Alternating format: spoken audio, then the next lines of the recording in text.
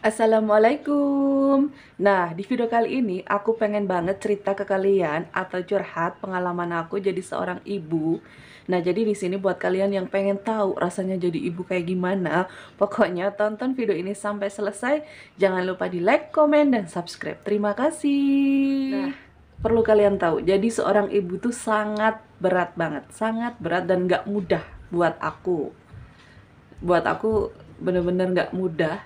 Makanya waktu aku di ruang operasi, aku tuh gak ada pikiran apapun. Aku cuman berdoa, ya Allah, pahala melahirkan ini aku hadiahkan untuk almarhum ibuku. Gak ngerti, yang ada di pikiranku tuh kayak gitu. Jadi di ruangan operasi aku tuh cuman berdoa di dalam hati, pahala ini untuk ibuku almarhum. Karena jadi sebagian orang mungkin udah tahu ya, aku ini pejuang garis 2. Jadi buat jadi seorang ibu, aku tuh berjuang. Gimana caranya aku tuh positif garis 2. Aku ke sana, aku ke sini, aku makan ini, aku makan itu, dan Masya Allah semuanya tuh dicoba demi aku jadi seorang ibu. Nah kayak gitu ya, jadi buat jadi seorang ibu juga aku berjuang. Nah setelah beneran jadi orang ibu, ini bener-bener Masya Allah banget, di luar pikiran aku. Ternyata jadi seorang ibu tuh sangat berat, dan kalian harus tahu, jadi seorang ibu tuh butuh mental yang kuat. Kalian itu butuh bahagia, kalian itu harus bisa mengontrol diri kalian ketika kalian itu emosi, ketika kalian tersinggung, ketika kalian sedih. Nah kayak gitu ya. Jadi nih ya, aku adalah seorang ibu yang melahirkan dengan secara sesar. Nah jadi kalau misalkan aku dengar komenan orang, misal, kamu nggak ngerasain jadi seorang ibu yang sesungguhnya, kamu nggak dapat pahala melahirkan atau apapun itulah. Jadi setiap kali ada yang komen kayak gitu, itu tuh rasanya sakit banget. Padahal menurut aku sesar ataupun normal sama aja. Tapi ketika ada orang yang bilang anak zaman sekarang nggak mau ngeden atau dikit-dikit medis makanya sesar, dan aku tuh bener-bener rasanya tuh nggak enak banget digituin sama orang ya. Jadi singkat cerita, si Bintang lahiran sesar karena ketuban aku tuh udah pecah, udah ngocor, dan kalau misalkan gak ada tindakan sesar, si Bintang itu nggak tahu selamat atau enggak, dengan kondisi aku hipertensi. Nah jadi kalau misalkan ada yang komentar nggak mau ngeden atau dikit-dikit medis makanya sesar, aku tuh sebel banget sama orang yang kayak gitu. Jujur aku sebel banget. Nah terus yang kedua, aku seorang ibu yang nggak bisa ngasih ASI. Aku pengen cerita ya, aku ibu yang nggak bisa ngasih ASI secara langsung. Kalau ngomongin ASI aku bakalan sedih ya. Jadi aku adalah ibu yang nggak bisa ngasih ASI secara langsung karena kesalahan dari aku. Kesalahan yang kayak gimana sih? Jadi aku baru pertama kali melahirkan seorang anak, dan aku di sini cuman hanya dengan suamiku. Gak ada yang mengarahkan aku, gak ada yang ngebantuin aku untuk ngegendong anak biar anakku nyusu. Aku tuh gak ada yang ngarahin waktu itu ya. Bahkan pulang dari rumah sakit, itu tuh suami aku yang ngurusin bayi, ngasih susu. Bahkan yang aku ingat, takaran susunya salah. Bayangin bayi sekecil itu, dia muntah susu, udah kayak muncrat kayak gitu. Dengan kondisi aku lahiran sesar dan aku tuh gak bisa ngapa-ngapain. Aku cuman bisa menyaksikan keriuhan suami aku, dan suamiku tuh gak tidur sepanjang malam demi ngejaga si bayi. Karena dia tuh gak ngerti caranya ngejaga bayi itu kayak gimana, dia juga gak ngerti. Jadi waktu aku gak bisa ngasih ASI, ceritanya ASI aku tuh gak keluar. Nah gak keluar, terus aku mikirnya nanti keluar ya. Cuman aku tetap ya, aku berusaha sekuat tenaga biar ASI-nya itu keluar. Aku dikasih kayak kacang-kacangan dari Mbak Yani. Dia mertuanya orang India, dikasih apa sih namanya, rempah ya mungkin ya, tapi ada kacang-kacang kayak gitu biar susunya keluar. Terus aku udah makan ini, makan anu biar asinya keluar. Dan cuman sebelum nyampe sebelum asi itu keluar, anakku tuh dikasih sufor. dikasih support. Terusnya lagi eh, pas asiku udah keluar, aku berpikirnya gini, kan aku nggak bisa duduk sendiri, nggak bisa mangku bayi sendiri, asinya padahal udah keluar, kayaknya nanti aja deh kalau udah enakan. Aku mikirnya sekarang suffer dulu aja. Dan kalian tahu nggak, aku ibu baru, aku nggak ngerti apa-apa, dan aku tuh nggak ngerti ada istilah bingung puting. Aku nggak ngerti ada istilah bingung puting. Jadi si Bintang itu bingung puting, bingung puting. Jadi dia itu tidak mau puting aku, dia hanya mau minum susu dengan dot. Dan kebenaran juga puting aku tuh kayaknya semua ibu baru putingnya itu masuk ya. Jadi kalau aku tuh putingnya tuh bener-bener kayak yang masuk banget, kayak nggak keluar, dan si bayi itu kesusahan untuk ngenyotnya. Dan kalian tahu pertama kali dia mengenal, dia kenal dot, sedangkan dot itu di mulut itu gampang ya, langsung apa, masuk mulut dia. Beda dengan puting aku. Jadi si Bintang itu bingung puting. Dan aku tuh ngerasa diri aku tuh bersalah banget sama Bintang, tapi aku juga nggak mau disalahin sama orang-orang. Dan orang-orang tuh nggak ngerti perasaannya aku gimana ketika ada yang ngebahas tentang ASI. Ngebahasnya bukan tentang ASI doang ya. Jadi misal nih, eh, kamu pernah ada yang berkomen gini ya, nggak ngerasain jadi seorang ibu yang sebenarnya ada. Terus ada yang berkomen nggak dapat pahala menyusuin, ada yang komen eh jadi ibu kok nggak ada usahanya sama sekali. Ada yang komen kadang gimana ya, kayak seolah-olah tuh kayak nyalahin kita tuh kebanyakan alasan nggak mau nyusin si anak. Nah sedangkan aku tuh udah berusaha, anakku bingung puting, anakku nggak bisa minum puting aku, masa anakku aku paksa. Dan kalian tahu nggak, yang namanya baby blues tuh beneran ada. Jadi waktu aku udah saking stresnya, aku di komen tentang ASI, aku tuh bener-bener naruh Bintang di kasur, aku kasih puting, aku jejel-jejelin, tapi dia nggak mau. Jadi si Bintang itu nyampe nangis kelenger-kelenger dengan kondisi muka tuh merah karena aku paksa. Dan kalian tahu nggak, aku waktu itu nge-WA suamiku cuman bilang apa? Aku pengen banting si bayi. Bayangin ya, aku ngomong kayak gitu bukan nggak sayang sama bayiku, tapi aku nggak ngerti ya. Jadi emosi aku tuh bener-bener kayak yang gregetan, kayak yang gemes. Si Bintang itu nggak mau minum ASI, dan aku tuh kayak yang benci sama si bayi itu. Jadi aku tuh sebenarnya sebel sama si orang-orang yang berkomentar itu, tapi aku kayak nyalahinnya ke anak aku. Nah kayak gitu, itu yang aku alamin ya. Aku nggak ngerti pengalaman kalian di luar sana kayak gimana, aku nggak ngerti. Yang jelas pengalaman aku tuh kayak gitu. Jadi aku tuh sangat benci dengan bayiku karena dia nggak mau puting aku. Itu yang pertama. Jadi yang kedua, aku butuh 1 tahun buat move on tentang ASI. Jadi kalau misalkan ada orang posting ngebanggain karena dia bisa ngasih ASI, aku tuh sakit.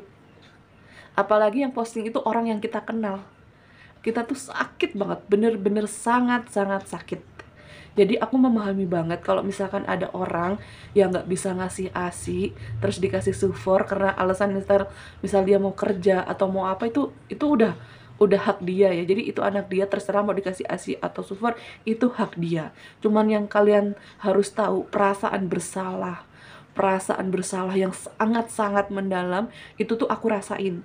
Dan aku juga ngerasain aku tuh nggak mau disalahin orang-orang karena nggak bisa ngasih ASI si Bintang, meskipun itu kesalahan aku karena aku nggak tahu ada istilah bingung puting. Nah kayak gitu. Jadi dengan keadaan aku sesar, aku nggak bisa ngapa-ngapain, puting aku masuk, ASInya nggak keluar, terus dikasih sufor. Pas udah 2 mingguan, udah aku bisa berdiri sendiri, aku berusaha ngasih ASI, anakku nggak mau, dan aku nggak ngerti caranya untuk merestart ulang. Jadi kalau misalkan aku baca-baca, itu katanya untuk merestart anak bayi yang bingung puting itu katanya pakai sendok ya. Cuman aku nggak bisa. Sedangkan kalau bayi nangis kita udah panik, gimana caranya si bayi itu tuh diem. Nah karena aku ibu baru pertama kali ya, aku nggak ngerti caranya menenangin. Dengan kondisi aku ngasuh bayiku sendiri, tidak ada satupun yang ngebantu. Dengan kondisi mentalku yang kayak gini, aku ini mentalnya bisa dibilang mental tempe ya. Jadi aku mudah nangis, aku mudah baper, aku mudah tersinggung. Tapi kalau aku tersinggung, tipenya aku tuh diem. Aku nggak bisa yang terus kalau kesindir terus nyinggung-nyinggung yang nyindir aku nggak bisa. Kalaupun aku bikin status bisa ngungkapin perasaan aku, bukan perasaan yang marah, bukan, tapi kayak yang sedih kayak gitu loh, ngerti nggak? Jadi kan ada ya orang yang kalau kesinggung langsung nulis status des, des, des, des, gitu. Kalau aku nggak bisa kayak gitu. Bahkan kalau misalkan aku mau bikin status tentang itu, kadang sebagian orang itu aku tutup karena takut dia kesinggung, padahal dia udah nyinggung aku ya. Jadi ceritanya tuh kayak gitu ya. Jadi pengalaman aku nggak bisa ngasih ASI, pengalaman aku melahirkan secara sesar itu tuh kayak bikin mental kita tuh sakit. Tapi orang itu nggak ngerti kalau kita tuh sakit karena kita nggak bisa ngungkapin perasaan kita. Jadi seorang ibu tuh butuh mental yang kuat. Kalian itu butuh bahagia. Kalian itu harus bisa mengontrol diri kalian ketika kalian itu emosi, ketika kalian tersinggung, ketika kalian sedih. Ini udah kelar ya bahas tentang ASI dan juga melahirkan. Jadi aku melahirkan secara sesar, aku nggak bisa ngasih ASI. Ini tuh bener-bener dua hal yang kalau dikomentarin aku tuh sakitnya setengah mati dan orang tuh nggak tahu, dan aku bisa nangis-nangis, dan suamiku cuman kadang suka berkomentar siapa yang ngomong, mau nggak aku samperin, jadi biar dia itu nggak terus berkomentar tentang itu. Karena kenapa, suamiku tuh udah yang stres karena setiap malam aku tuh selalu nangis karena perkara ASI. Nah kayak gitu ya. Terus 1 tahun udah berlalu, umur 2 tahun, 3 tahun, 4 tahun, itu tuh ada komentar lagi dari orang. Misal si Bintang, masalah dia belum bisa jalan. Bintang itu jalan usia 14 bulan. Jadi aku tinggal di puncak, posisinya dingin banget. Kalau pagi itu kaki bayi itu dingin, makanya aku kaos kaki. Ada yang berkomentar, di kaos kakiin terus sih makanya nggak bisa jalan. Dan kadang ya Allah sakit banget, kenapa ada orang tega banget komentarin kayak gitu. Cuman ya udah nggak apa-apa. Aku bukan tipe orang yang kalau tersinggung aku melawan detik itu juga, aku nggak bisa kayak gitu. Terus misal si Bintang, jujur ya, si Bintang itu telat bicara. Dia itu apa sih namanya, bingung bahasa.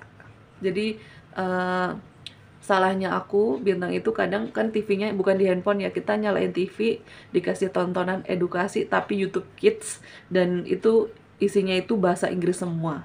Jadi si Bintang dari dia mulai bisa mengucapkan kata-kata kebanyakan bahasa Inggris, bener-bener itu bahasa Inggris, dan tadinya aku nggak ngerti ini anak kenapa nggak bisa ngomong, tapi kenapa bahasanya kayak kayak apa ya, kayak yang dia ngomong tapi bukan bahasa aku. Nah kayak gitu. Dan pertama kali aku ingat banget dia bilang circle circle, jadi circle itu kan lingkaran ya, jadi edukasi lingkaran segitiga. Nah kayak gitu ya.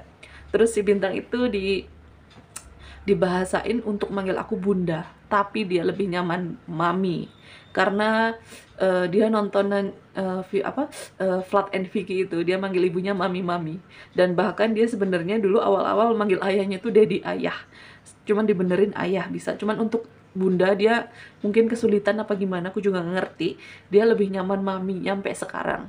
Jadi itu tuh bener-bener bahasa-bahasa dia dapat dari dia denger. Jadi ini adalah edukasi buat kalian. Hati-hati ngasih tontonan ke anak.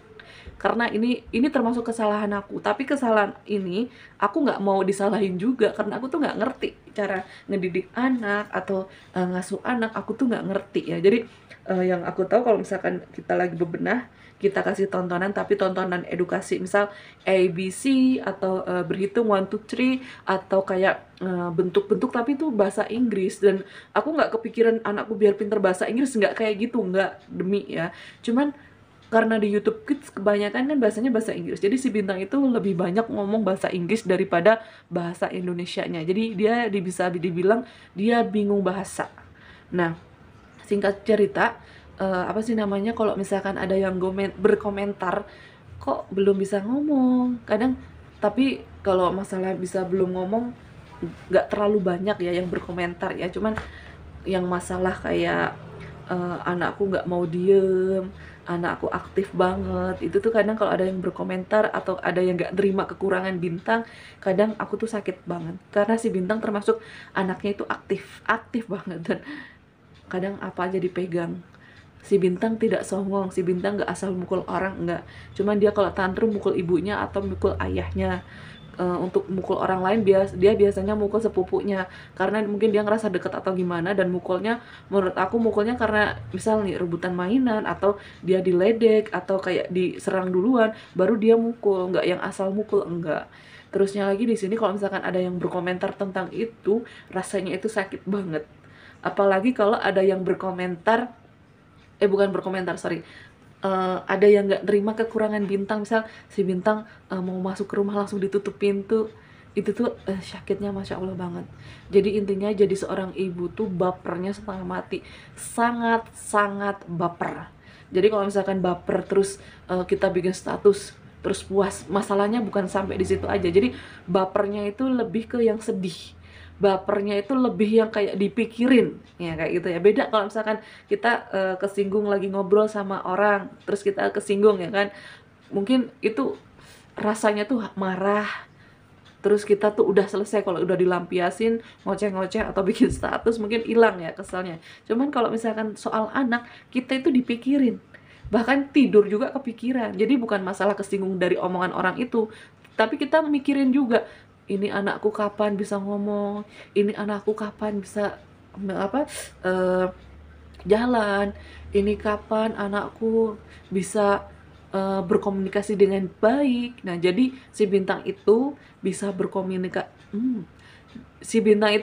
berkomunikasi usia 3 tahun setengah. Jadi diajak ngobrol, nyambungnya itu di usia 3 tahun setengah.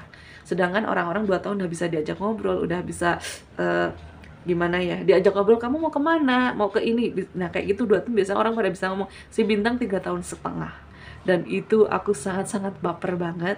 Dan mungkin aku juga nyalahin diri sendiri lagi karena aku tinggal di nggak pernah keluar rumah, aku jarang si Bintang main dengan orang lain, aku nyalahin diri sendiri. Jadi di sini juga ada ilmunya buat kalian. Kalau kalian punya anak kecil, alangkah baiknya bersosialisasi.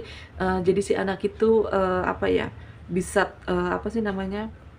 bisa terpancing ya, jadi bisa merespon obrolan dari orang lain karena dia belajar dengan yang udah bisa ngomong. Jadi itu aja ilmu yang aku kasih palingnya. Jadi jangan terlalu dikerem di rumah, karena si Bintang itu terlalu dikerem di rumah. Nah, kayak gitu. Terus misal kalau misalkan ada ngomong anaknya dibikin nangis atau anaknya dipukul, orang tuanya tuh baper, padahal kita tuh nggak boleh kayak gitu. Cuman kita tuh menyadari ini tuh anak-anak, nggak usah dibikin ribet, tapi hati kita tuh nggak bisa, ngerti nggak bisa. Jadi bener-bener jadi seorang ibu tuh sangat-sangat baper. Jadi bener-bener harus bisa ngontrol emosi, itu bener-bener harus bisa jaga kewarasan juga bisa. Misal kalian lagi kayak stres banget, kerjaan rumah banyak, kalian nggak usah maksain buat ngebenahin semuanya. Jadi udah tenang aja, kalian gimana caranya mood kalian itu bagus aja. Terus kalian kalau misalkan dengan pergi misal jalan-jalan kemana, mood kalian jadi bagus, pergi aja. Nah kayak gitu ya. Jadi yang penting komunikasi dengan suami itu lancar, suami memahami kita. Kalau masalah mulut orang lain atau pemikiran orang lain itu bodoh amat. Ini benar-benar pengalaman aku, si ibu baper, sangat-sangat baper, segalanya dipikirin, segalanya dinangisin, pokoknya nggak enak banget. Cuman buat gak baper itu susah. Jadi seorang ibu tuh bener-bener semuanya baper, cuman levelnya beda-beda. Kalau kayak aku dengan karakter aku orangnya kayak gini, levelnya itu bisa dibilang level tertinggi. Jadi sedihnya tuh bener-bener dibikin sedih banget. Jadi kalau misalkan orang kadang sedih cuman dibatin atau selewat, kalau aku tuh dipikirin banget. Cuman kebanyakan seorang ibu bapernya itu akut, karena dia udah lelah. Dia itu kalau misalkan ada anaknya dikomentarin, kita tuh bukan tersinggung ke omongannya, lihat anak tuh kasihan, nggak terima. Nah kayak gitu. Cuman kita juga harus bersikap yang bijak juga, jangan setiap kesinggung kita tuh kayak yang gimana ya, marah atau gimana. Nggak harus kayak gitu. Kita harus mengontrol diri kita sendiri. Jadi kalau misalkan kita mengontrol mulut orang atau sikap orang, kita kan nggak bisa. Jadi kita hanya bisa mengontrol diri sendiri. Gimana caranya ketika kita kesinggung, ketika sedih dengan ucapan orang, kita tuh bisa mengontrol marah, kesel, cuman udah Kalau misalkan kita dibikin kesel terus, dibikin jengkel terus, itu tuh nyiksa, malahan nyiksa, bener-bener nyiksa. Makanya kalau misalkan sekarang kita tuh kalau bisa masa bodoh aja, itu enak banget. Kalau misalkan kita bisa masa bodoh, itu tuh bener-bener ternikmat. Jadi kita tuh hatinya tuh lebih enak. Cuman kalau ada nasihat orang yang baik, kita juga nggak boleh asal kesinggung. Meskipun kesinggung, ya kita juga diambil positifnya aja. Misal anak kita, kita nggak ngasih sesuatunya, misal makan atau minumnya salah, kalau ada yang ngingetin ya kita terima. Kalau kesinggung ya udahlah, di dalam hati aja. Cuman kita tuh jangan jangan semuanya dibikin tersinggung ya. Ini aku ya, ini ngomongin diri aku ya. Jadi kalau misalkan ada masukan orang dibikin tersinggung, itu tuh salah juga, nggak boleh. Jadi kita harus milih-milih nih. Jadi kalau misalkan ada masukan atau ada kritikan yang bagus, itu tuh nggak masalah. Kalian pasti bisa bedain kan, mana yang mengkritik, mana yang menyinggung, mana yang tengil, itu kalian pasti bisa membedain. Cuman intinya yang kalau misalkan kalian pengen enak, hatinya enak, kalian harus bisa ngontrol diri kalian sendiri. Nah, kayak gitu.